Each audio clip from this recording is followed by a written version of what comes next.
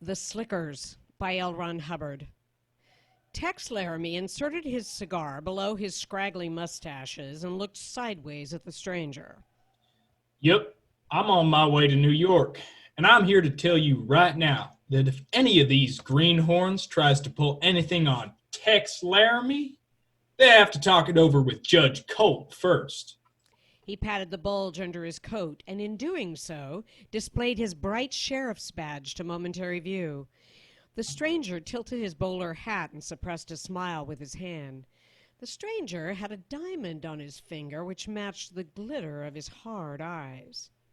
Tex, supposing that this partner in the smoking car had come there by chance, talked on. Old John Temple knows where to go for help, said Tex, nodding his head vigorously and gnawing harder on the mangled cigar. You wouldn't trust none of these city dicks. He sent right out to Arizona for his old friend Tex Laramee. Huh. Who's John Temple? Said the stranger. What? You never heard of John Temple? Why, snap my suspenders, but you Easterners are the most ignorant. Well, he's the biggest copper man in Arizona, and that's what. He's got more millions than you got whiskers. He's so rich he uses gold cuspidors, that's what. And you never heard of him. Uh-uh. Lied the stranger, fingering the diamond. What did he send for you for? Why, to guard him, of course. Out in Arizona, a man don't need no garden.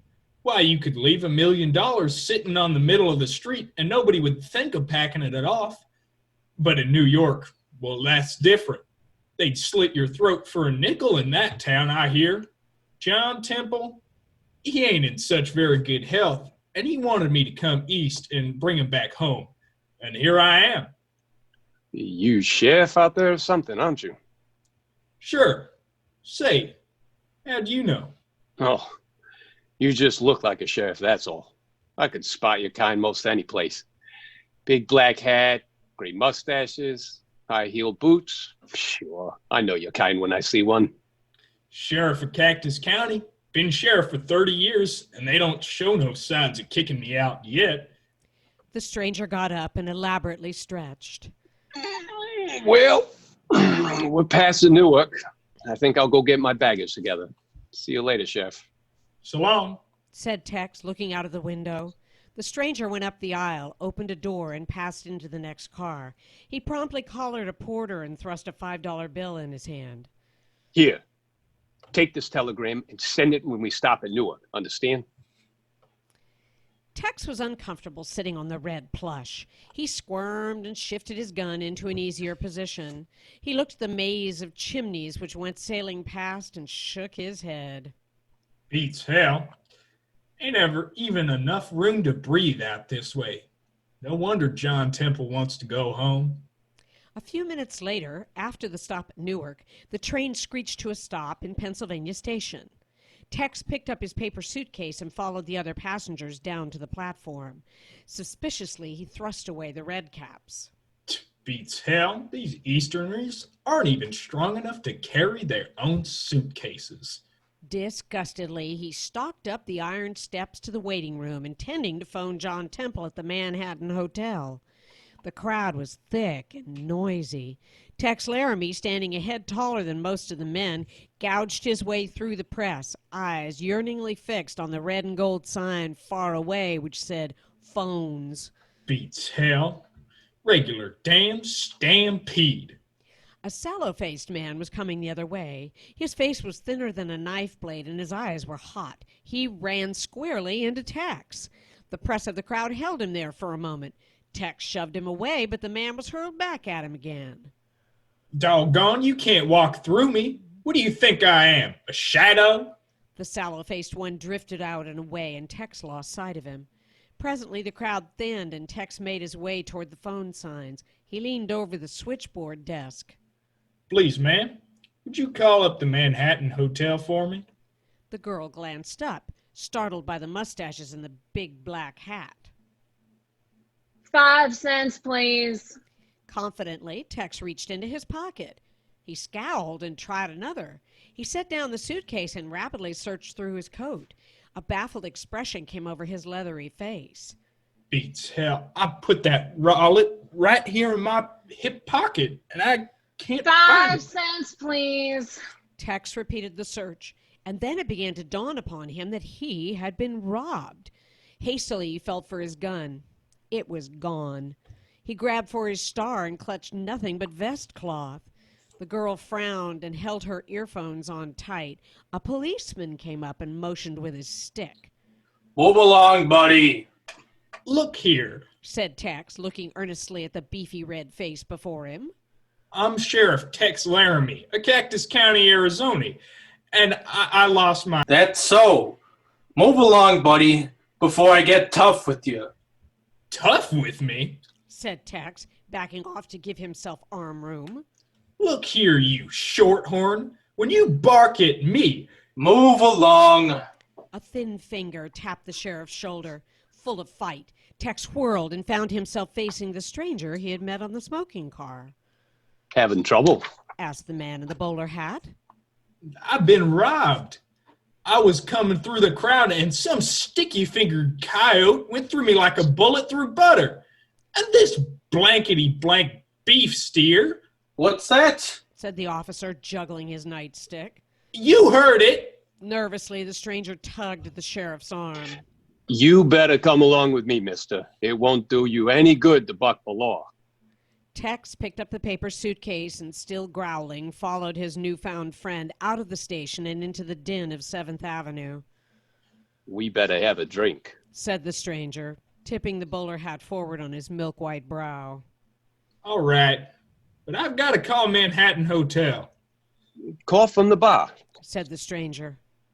Overawed by the hurry and bustle and noise, feeling small in this dingy canyon of buildings, Tex tagged along, high-heeled boots scuffing the pavement, spur rowels whizzing. They entered a small barroom on 34th Street where the stranger seemed to be known. Better go into the back room. More quiet back there. Tex was still too worried about his money and papers to protest, and he stepped through the door. The place was dimly lighted and poorly furnished with scarred tables and unpainted chairs. A sleek-headed waiter took their order and slipped out with it. What the hell's the matter with people in this town? They stare at you like you was something out of a museum. He gave his big black hat a defiant tug and then straightened his mustache. I don't like this place. All my life I've wanted to see New York, and now I'm here. To hell with it. Oh, you have to get used to it. I don't think I'd live long enough. What with all them taxis scooting around, them drivers act like they was breaking steep broncs. Where's the phone around here? Tex started to get up. A chilly voice behind him said, Don't move, Bronson. And that goes for you too, old-timer. Tex turned carefully around. He knew that tone of voice. A man had slipped into the door and stood with his back to it, holding a .45 automatic carelessly pointed in the general direction of the table. The fellow wore a checkered suit and a flaming red tie. His nose had been broken back against his face, and his mouth was an ink mark across his offside jaw. Bronson froze where he was, and his eyes grew very round. I told you never to come back to this town, Bronson. And I told you, and I thought you'd have better sense. Get up careful and walk into that other door, understand? Bronson got up. Tex showed no inclination to moving at all. Tex's eyes were roving up and down the checkered suit. Bronson whispered hoarsely. Do what he says. He's a killer. Tex turned disgustedly and followed Bronson into the indicated room. The place was without lights or furniture. They stumbled over some mops and pails, and the door slammed shut behind them. The key rasped in the lock. Tex upended a pail and sat down on it. Damn it, I've got to call the Manhattan Hotel. Will that gent be gone long? Not long enough. What's he gonna do? Get his pals in a car. For what? Looks like we're going for a ride. Will we be gone long? You don't understand. We'll be gone a long, Long time. They're gonna take us out and bump us off. You mean they're gonna plug us? What the hell? I never did nothing to them. And if they wanted to kill us, what'd that gent walk off for, huh? Why didn't he just plug us and get it over with? He has to get his mob. That's a hell of a way to go about it. I don't like this town more and more. And besides, John Temple will be getting worried about me. They sat there in the dark for a long time. Tex chewed up half a bar of tobacco, using a mop pail for a spittoon. Bronson burned a pile of cigarettes. Finally, Tex stood up. I ain't gonna wait. No, you... Tex drowned out the rest of the sentence. Tex raised his heel and banged it against the lock. He tried it again, kicking harder. With a crash, the door flew open. Tex stalked out into the second room and tried that door. It was also locked. Tex raised his boot and slammed it against the door. With a shower of splinters, it caved in. Tex strode out into the bar room. Several men were sitting around with surprised looks on their faces, but the gunman was not in sight. Tex walked out on the sidewalk and proceeded towards 6th Avenue, glaring at every man who stared at him. He found a cop on the corner and received directions about the Manhattan Hotel. It was up in the 50s, a long, long walk from 34th. In spite of his high heels, Tex walked it, and his indignation against his reception committee grew with every stride. Had to get his gang. Had to get his gang? The yellow-bellied sidewinder, that pasty-faced son, had to get his gang. And there he stood, with a gun in his hand, and neither of us. Hell. At last, he found the Manhattan Hotel. He had never seen a hotel with phone service in the rooms before, so he walked straight past the switchboard. He asked the clerk, Where can I find John Temple, Sonny? The smooth-faced clerk eyed Tex with distrust. You have some business with Never you mind my business. If you slick ears ain't the nosiest pack of lobos I ever see. What rooms he got? Quick now. He got the room number immediately and bore down upon the elevators. He had ridden in elevators before, but he had never trusted them any. He stepped gingerly into a car and was whisked to the 20th floor, leaving his stomach in the region of the 10th. Getting out, he prowled the halls until he found the number he wanted. He began to beam. John Temple was near at hand, and all his troubles would be over. He knocked, and then knocked again without receiving any answer. He tried the door and found it open. At first glance, the room appeared empty, and then he saw a curiously stiff hand jutting out from the other side of the bed. Tex stalked across the rug and then came up with a jolt. John Temple was lying with outflung arms in a muddy pool of his own blood.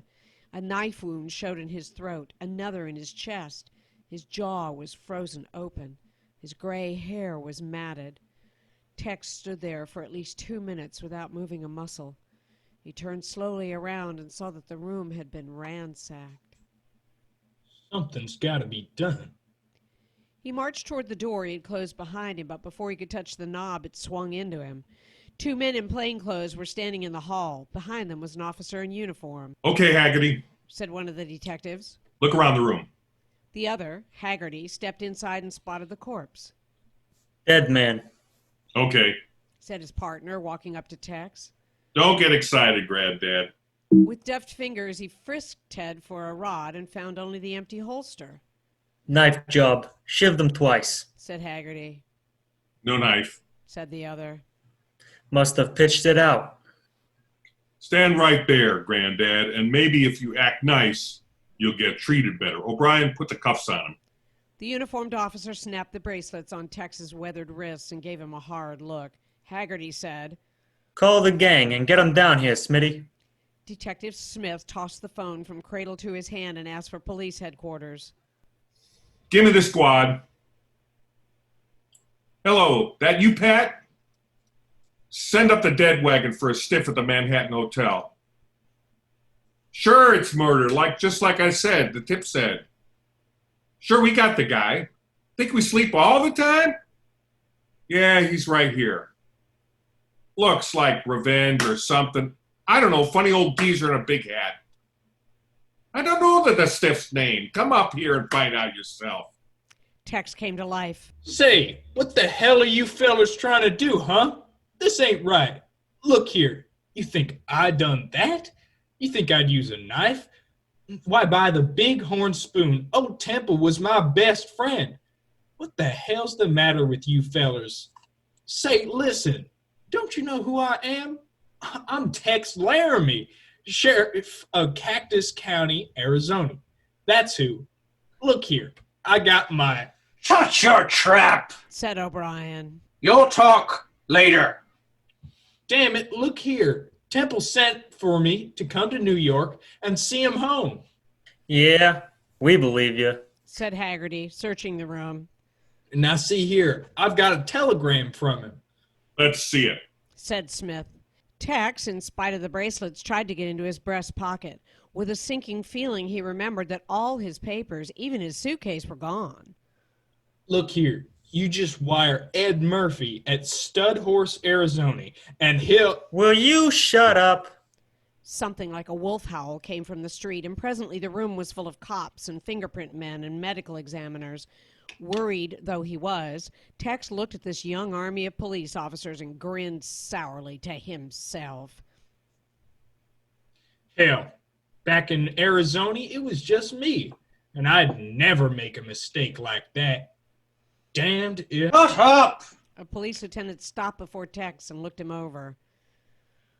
Haul him down to headquarters and he'll talk all right. He'll talk. Come along. Said O'Brien, jerking Tex's arm. The officers pried their way through the crowd in the lobby into the Black Maria. Tex felt red about the ears. People were pointing at him. The wagon careened through the traffic, first on one pair of wheels, then the other. What's the idea of driving so fast? I ain't anxious to get any place. The police driver cut 3 red lights in a row, played hopscotch with a streetcar, squeezed in between 2 trucks at 40 miles an hour, siren and whistle going continually. With squawking brakes, they lurched up against the curb before headquarters. Tex was hurried up the steps, through the doors, down a hall, into an elevator, out of it, into an office, into another office, and then into a room which had an enormous green-shaded lamp in the middle of it. They slammed him down into a chair, snapped off the cuffs, turned the light straight into his eyes and began to yell at him. Tex was so confused he could not do more than blink. He could not hear any one of the men. All of them were going hard. Suddenly, there was silence. A lieutenant of detectives stepped right into the light and thrust his jaw into Tex's face. So, you won't talk, eh? Damned right I'll talk. Good God, you're yapping like a lot of coyotes over a dead horse.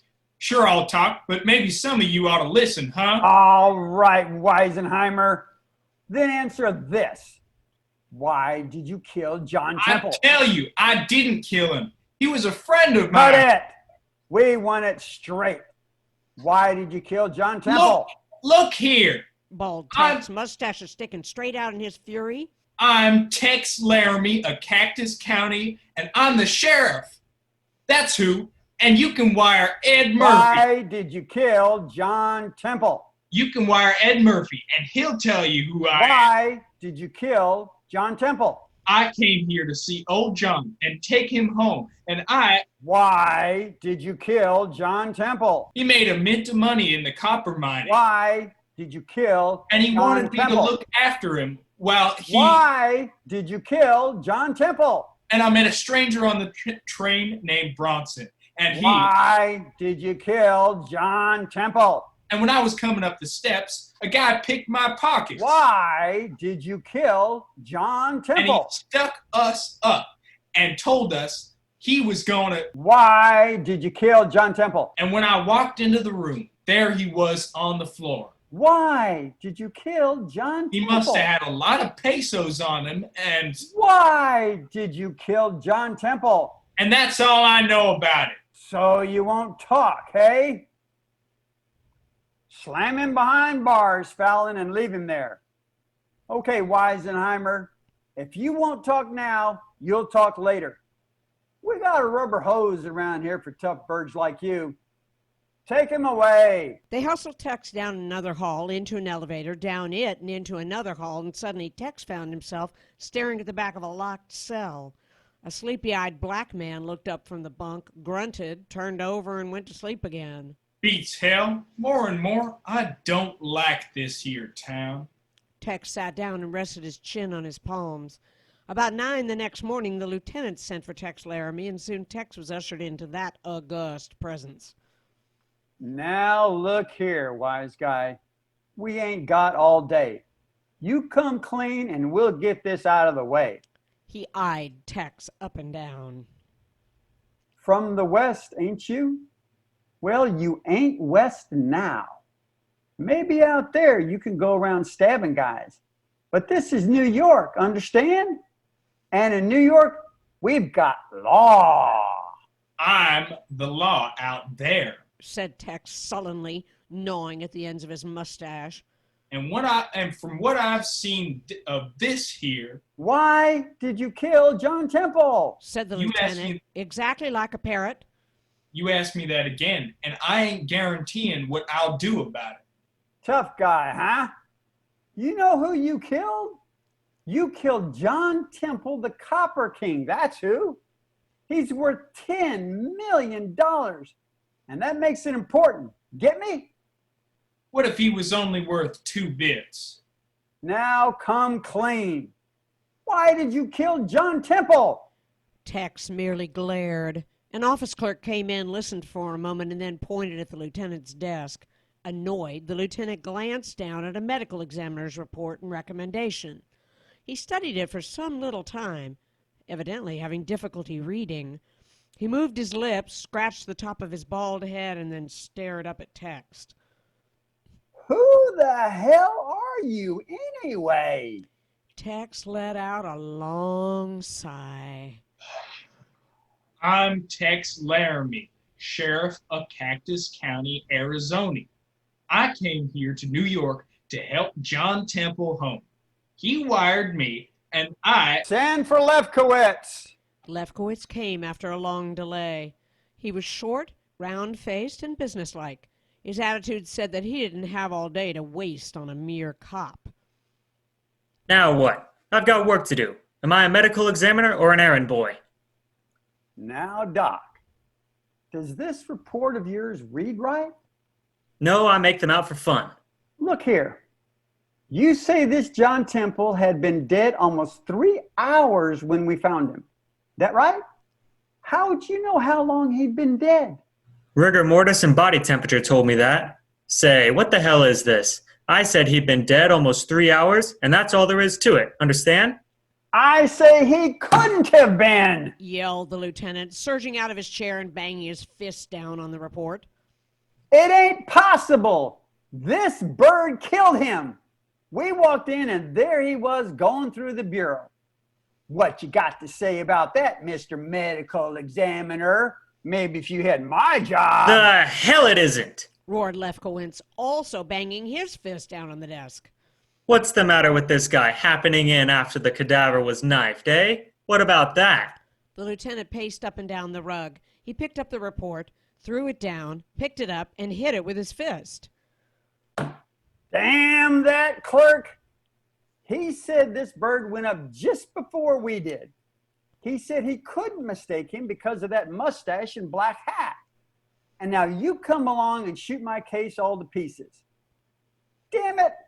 I've got to get a conviction if I have to hang the mayor. John Temple was worth $10 million. That makes it important, see? What am I going to do if every mother's son in this office comes around and shoots my cases full of holes? What do you think you are, anyway? Lefkowitz turned on his heel and opened the door. That's my report, and that's all there is to it. And if you call me again when you've got my report in front of you, I'll see you never get a conviction. The door slammed, and the lieutenant looked hard at Tex. I still think you did it. Tex spat thoughtfully at the cuspidor and then looked at the two cops, who held him as though measuring up their fighting capacities. The lieutenant looked back at the report, baffled. Tex said, Well, what'll it be? You gonna hang me or what? Turn him loose. said the lieutenant to the two cops. And listen here, you. We're keeping an eye on, we're not through with this yet. Now get out. Tex planted his big black hat on the back of his head, turned around, and walked out. Hands thrust into his empty pockets, he stared balefully at the noisy, hurrying street and the towering buildings. He sighed deeply and looked down at his feet. It was a long walk back to 34th Street. He was buffeted about by the crowd until he found out that the only way to walk in New York was dead ahead without caring who you knocked down. After that, he made fair progress. Accustomed as he was to looking 30 miles in any direction without seeing anything more startling than a Joshua tree, Tex had some difficulty finding the bar. He walked around and around the blocks adjacent to Pennsylvania Station, high heels hurting worse and worse. By the time he had run out of epithets for pavement and people, he noticed that he kept seeing one particular man always behind him. The fellow was round and beefy and red-faced, and he walked with a heavy list as though about to fall over. Once Tex walked straight back to where the fellow stood and then, for fear he was mistaken, allowed him to go on peering into the shop window. After all, thought Tex, you couldn't tell these damned greenhorns apart nohow. Again he searched for the bar, and he found plenty of bars, but none of them looked just right. Once more he noticed the fat one behind him. It dawned upon Tex then that headquarters was shadowing him, hoping that he'd lead them to some of his supposed pals. Tex thought that over. It takes a long time for an Arizonian to get mad. He has lots of time and lots of space to get mad in, and he usually ends up without getting mad at all. But this was different. People were bumping him, and L was grinding overhead a block away. The 7th Avenue subway was yowling under his skittish feet, and 3,000 cabs were honking their horns. Tex walked straight back to the shadow and grabbed him by the coat. The man was so startled a cigarette jumped out of his mouth and showered sparks down his vest. What the hell's the idea? Maybe you think I can't read a trail sign, huh? Maybe you think I need a conducted tour around this here town. Well, I don't. He gave the detective a thorough shake and then dropped him to the pavement. If I see you once more, I'm gonna lick the whole damn police force. You better get going. The shadow scuttled back. This was unprecedented. He could hardly call for aid, because to do that would be to admit that he had shadowed so poorly that he had been detected in the act. He made the best of it by half walking, half running out of sight. Tex whirled around and strode up the block again. This time he was successful. Without pausing in his stride, he stomped into the bar room and up to the bar. The bartender recognized him and went a little ashy. Tex's face was as grim as an Indian's. Where's Bronson? I don't know. I ain't been. Where's Bronson? Roared Tex, snatching hold of the woman's white shirt. He ain't here. Gasped the bartender, badly shaken. Tex, oblivious of the men in the room, strode toward the rear door, which he knew would lead to his late prison. He had seen other doors branching off that one. Entering the dingy room, he saw a door open on the far side.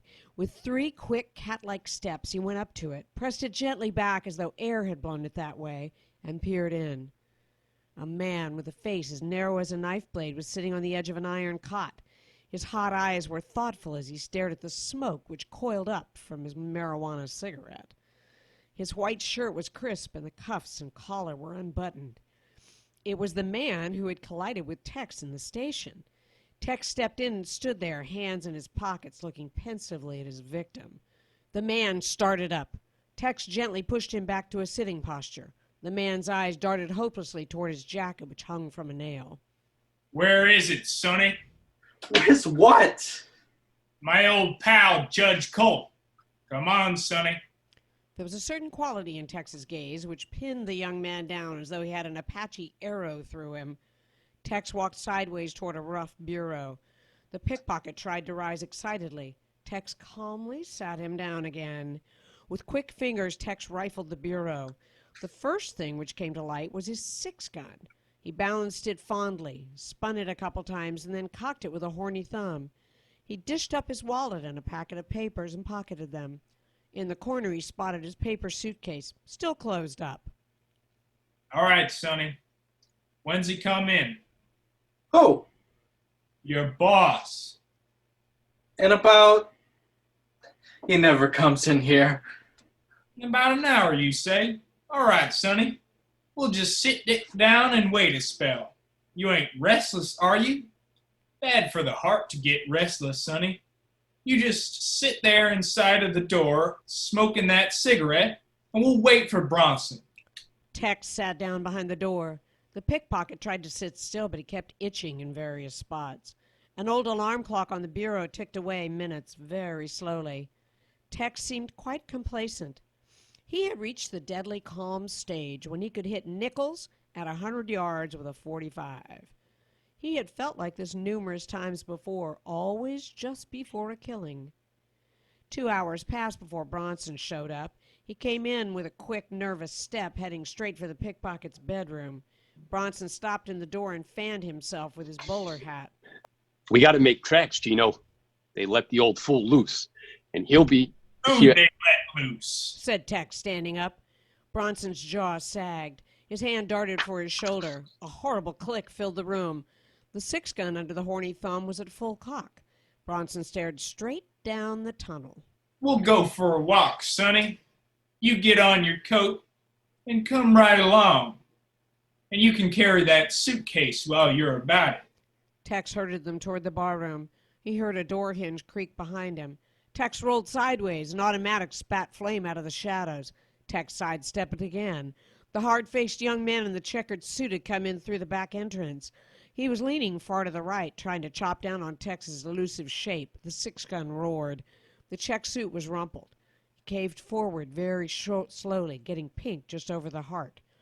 Tex heard the cloth and the gun hit the floor. He had already turned to see Bronson hauling at his own automatic. Tex fired for the man's wrist. The gun flew out of the holster and hit the ceiling. Bronson grabbed for his arm. Men were scurrying around in the barroom. Tex did not know how much time he had left. With a quick push, Tex slammed Bronson back against the wall. This is gonna be short and sweet execution. I ain't got no time for formalities. This is a cold-blooded murder. The pickpocket Gino cowered in the corner. You want to talk, Bronson? Go to the devil. Bronson shouted in his pain. The door bulged inward, and suddenly men burst into the back room. Stepping hurriedly away from them, Tex had them covered before they saw him. It was the police lieutenant and the detectives, Smith and Haggerty. Stand back, you jaspers. This is my roundup. Put up that gun, you fool! Yelled the lieutenant. Haggerty foolishly tried to get at his own Roscoe. Tex sent his hard hat sailing into the air with a snapshot. The lieutenant, Smith, and a police officer who had followed them in stood very still with open mouths. Haggerty was somewhat foolishly feeling for his bowler. Tex backed further away and turned to Bronson. I said this was going to be cold-blooded murder, and that's what it'll be. Cops or no cops. Make your peace, Bronson. With a slow down throw, Tex began to pull the trigger. The 6-gun leaped back and up. A button flew from Bronson's coat. Everybody in the room let out a breath. Tex clucked his tongue and muttered. Can't seem to hit nothing anymore. Do something! Wailed Bronson. Tex swept down again with his gun. Bronson was twisted half away from him. The roar of exploding powder blasted the room. Bronson's necktie fell in half at the knot. Dang it. I'm getting old. He raised the gun a third time and brought it slowly down. Bronson was paralyzed. His jaw was hanging open as if he had a billiard ball between his teeth. His eyes were glassy. Ted fired. A button flew from Bronson's sleeve. I'll talk! Quit it! I'll talk! Listen, that guy murdered Temple. He pointed at the faintly stirring mound of checked suiting. How do you know? Said Tex, casually sighting the gun again. Don't shoot! I know because I told him to. I don't believe you. Said Tex, bringing the gun lower and squeezing the trigger as he did so. No, wait, listen. I'm telling the truth, so help me. I've been shadowing Temple. I've been after him for 6 months. I knew he was sick and I knew he'd send for you. So I shadowed you from Arizona to New York. I waited until you were almost there, and then I ordered Johnny to knife him. I had Gino pick your pocket in the station. I had Johnny come back and hold us up to make it look like I was still your friend. I called the cops when you went up to the hotel. I don't believe it, said Tex, starting to sight the gun again. He was 20 feet or more from Bronson, but to Bronson, the gun was apparently 10 inches from his chest. I had to kill him. He was buying up all my copper stock. He was trying to wreck me, and I had to kill him before he ruined me. Honest, that's it. And I paid Gino and Johnny here in New York, and I paid them to... Gino squeaked like a rat and tried to dive out. The lieutenant caught him and floored him with a blow to the jaw. Tex motioned toward the checked suit and Bronson. I suppose you gents, he said to the lieutenant, have got enough sense to look after the rest of this. Me? I've got to catch a train to Arizona. Not so fast. You're going to stay here as a material witness. This ain't cleared up well enough for me yet. See this? Said Tex, shaking a yellow slip under the lieutenant's nose. That's a telegram from John Temple saying that he was afraid he would be killed and wanting me to come to New York. I'm Tex Laramee, sheriff of Cactus County, Arizona. And so saying, he carefully pinned his recovered star upon his chest. Oh. Why the hell didn't you show me that in the first place? I had to get it back, said Tex in a louder voice than ever. Then quietly, Tex reached into Bronson's pocket and extracted a roll of money. He counted off $235, the amount which had been lifted from him, and then carefully put the rest back in Bronson's coat. I've got to catch a train. Wait a minute, said the lieutenant, an admiring smile on his face. You sure can shoot. We thought we were pretty good around here. Of course, I never would have let you get away with that unless I thought you had some exact purpose in mind. Of course not. By the way, you better go read up on guns. All of you. Why so? Croaked Haggerty, surveying his blasted hat. Because, said Tex, opening up Judge Colt and throwing out 6 brass cartridges, all empty. Because there's a limit to everything. This thing's been empty for the past 5 minutes. So saying, he carefully adjusted his black hat, picked up his paper suitcase, and spat carefully within an inch of the lieutenant's shoe. He marched out of the door, through the barroom, heading in a beeline for Pennsylvania Station, jumping to the right and left to avoid the taxicabs. More and more, muttered Tex, wrestling his back away from a thieving redcap. More and more, I think I like Arizona.